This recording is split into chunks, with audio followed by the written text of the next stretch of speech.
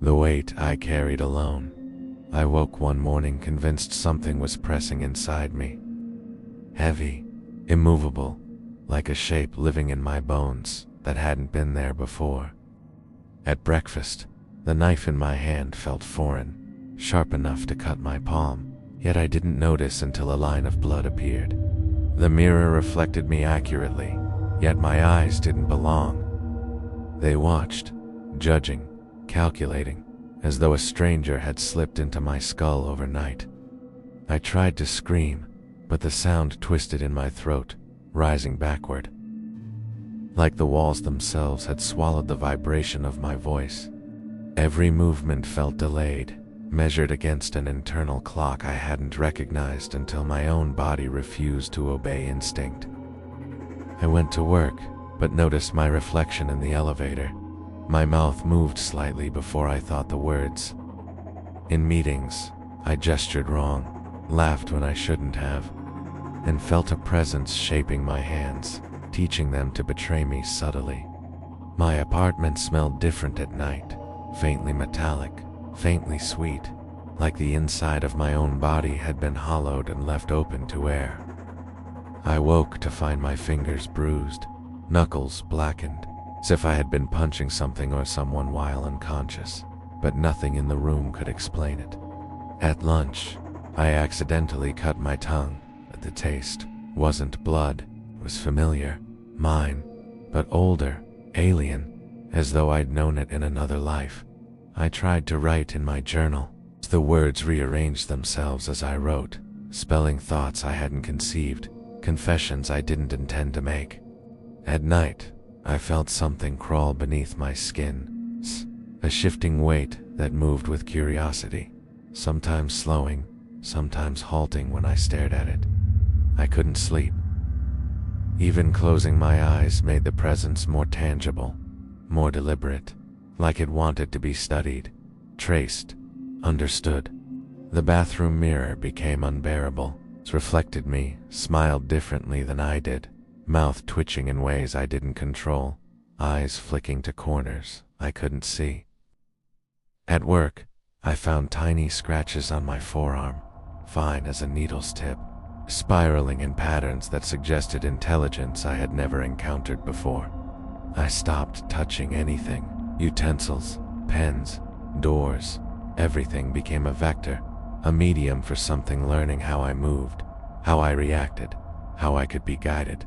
I caught myself walking in circles, following instructions I didn't know I had heard. My body obeying a set of rules I hadn't written.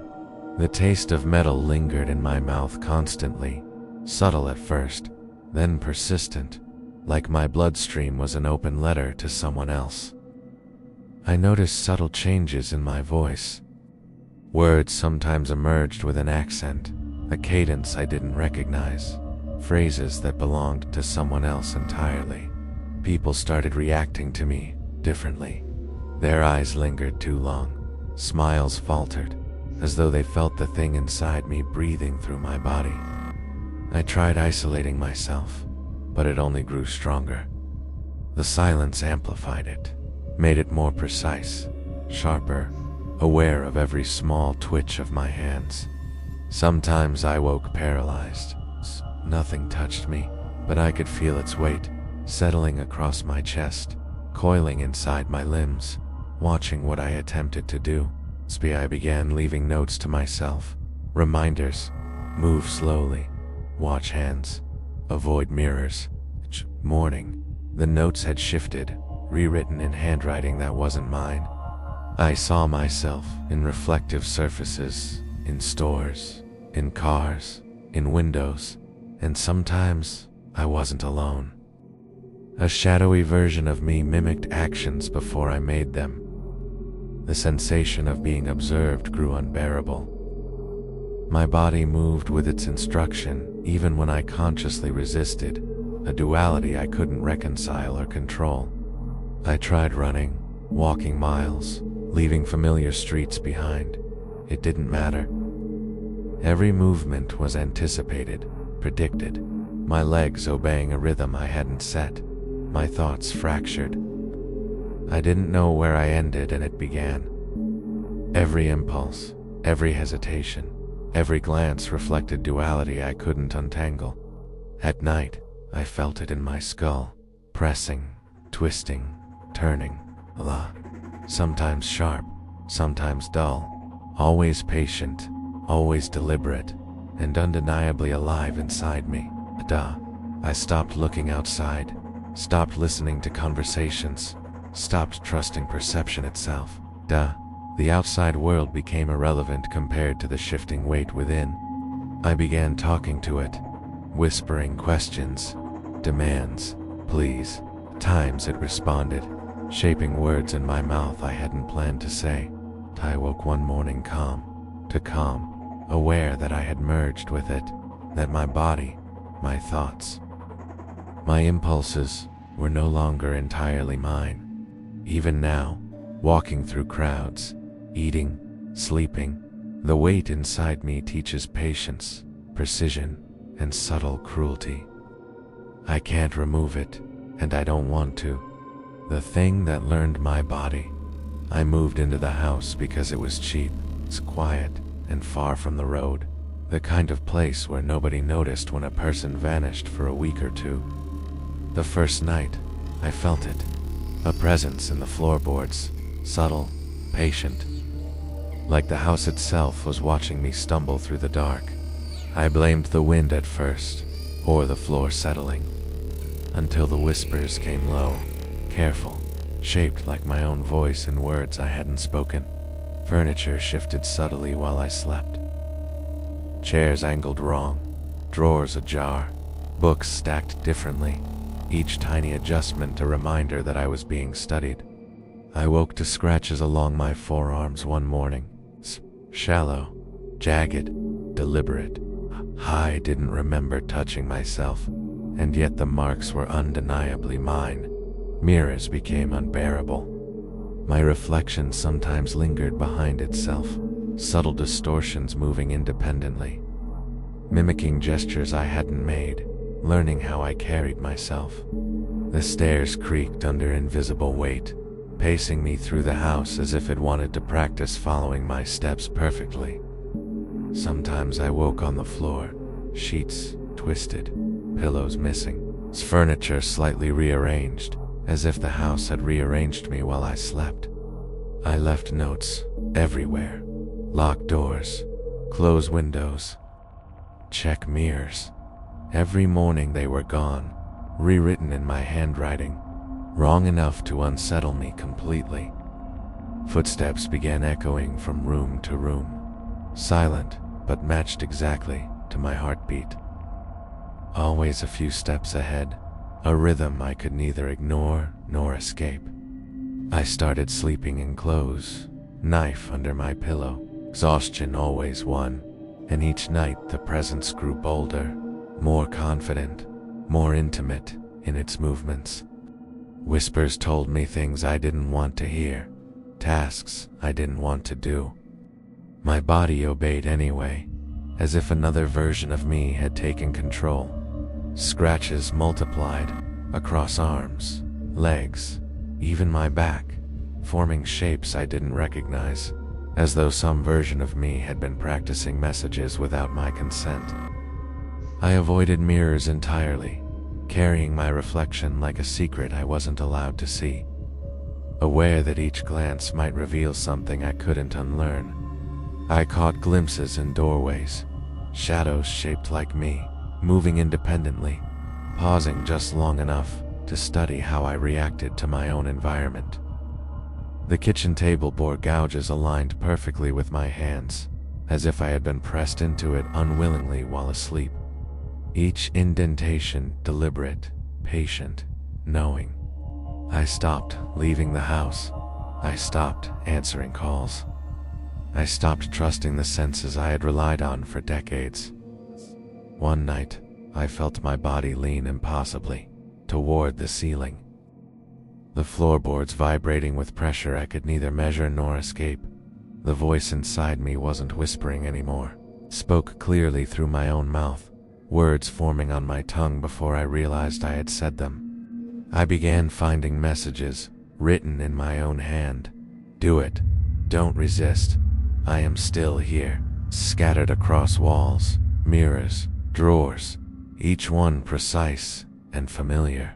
I tried screaming. Sound bounced back at me, distorted, echoing someone else's panic layered over my own. It's as if the house itself had memorized my fear.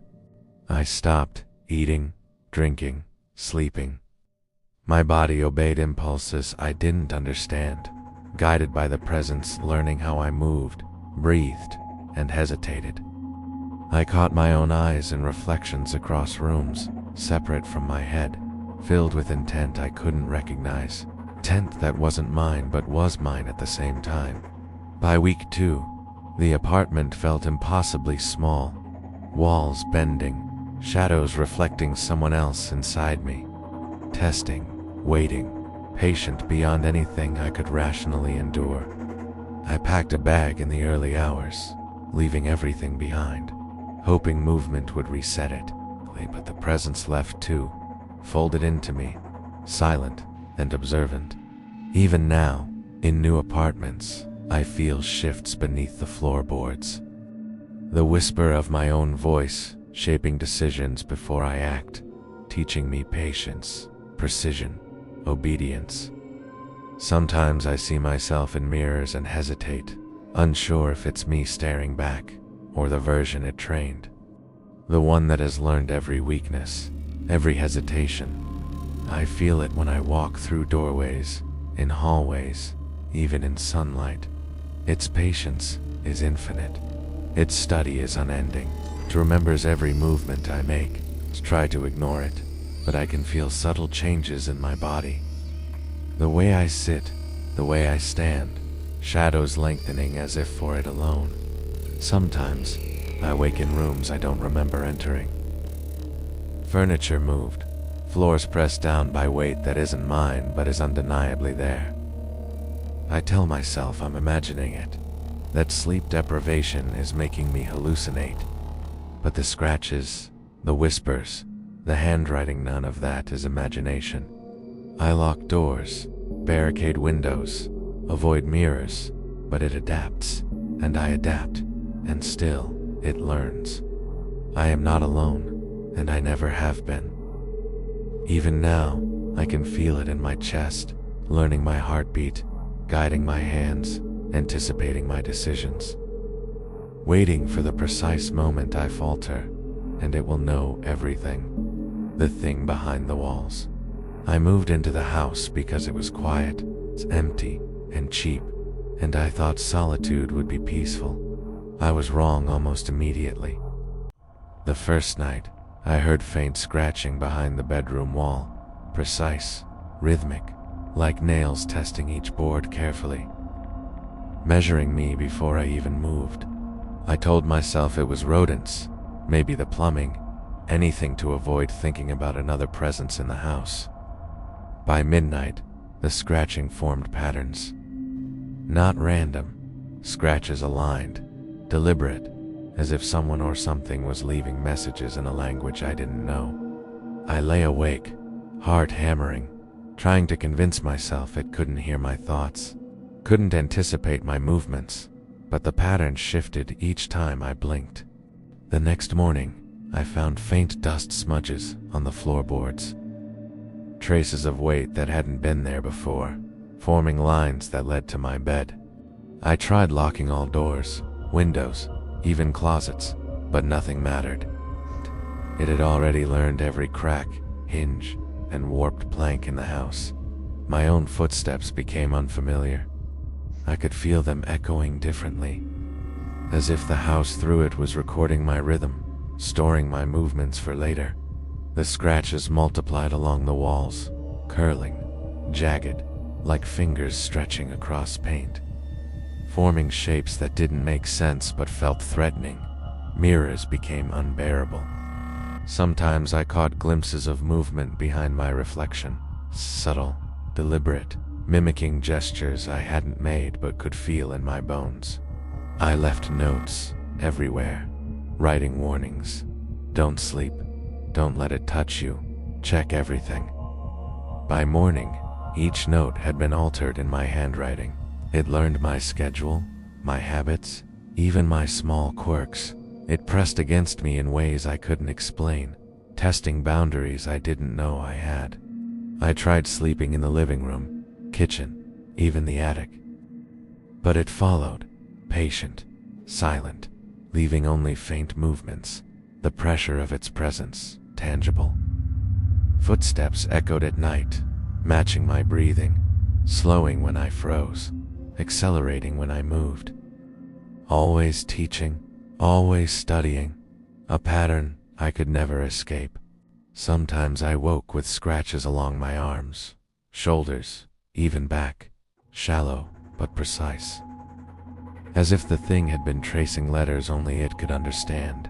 Stopped looking in mirrors entirely, carrying my reflection like a dangerous secret, knowing that any glance might reveal something I couldn't unsee. Objects shifted subtly.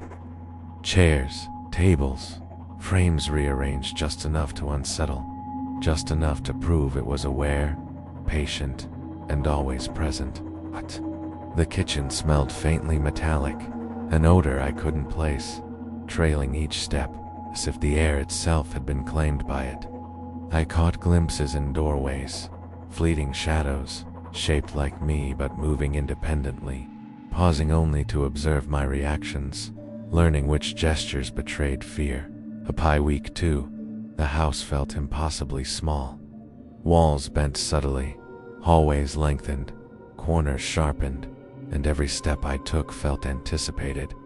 The presence pressed on me without touching, a weight that settled in my chest, my stomach, my limbs, guiding me without sound or gesture. I tried screaming. My own voice echoed back, distorted, layered with whispers that weren't mine, teaching me fear, precision, and patience. I stopped eating, drinking, sleeping. My body obeyed impulses I didn't recognize, moved as if I were a puppet rehearsing another life. I found scrawled messages in my own handwriting. Do it. Don't resist. I am learning. Cross walls, mirrors, drawers, each one unnervingly exact. I caught my own eyes staring from reflections, separate from my head, filled with intent I couldn't recognize. Intent that wasn't mine yet undeniably mine. Even during daylight, I felt it. The pressure in hallways, a shift in floorboards, these shadows lengthening slightly too early, waiting for mistakes I couldn't avoid. I packed a bag, leaving everything behind. Floors creaked, doorknobs resisted subtly. Light switches moved at the last second, like the house itself was aware of my escape. I ran before dawn. The house fell silent after, but the sensation didn't leave. I felt it folded into me, patient, observing, waiting. Even now, in new apartments, I feel scratches in my skin, whispers in the air, and glimpses of movement that shouldn't exist, reminding me the house is still inside me. It hasn't forgotten, never will.